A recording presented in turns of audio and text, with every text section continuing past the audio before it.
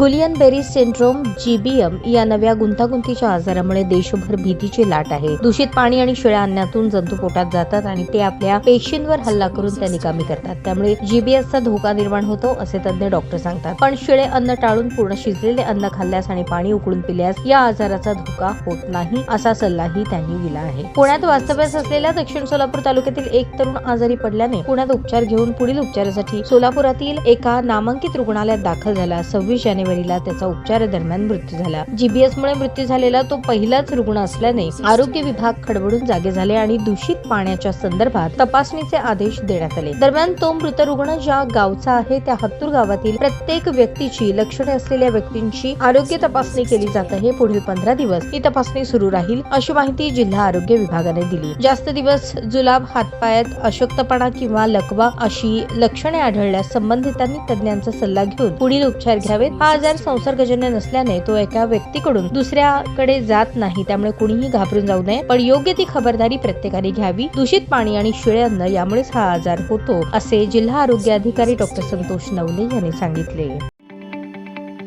ताज्या बातम्या पाहण्यासाठी प्राईम महाराष्ट्र न्यूज चॅनलला सबस्क्राईब करा।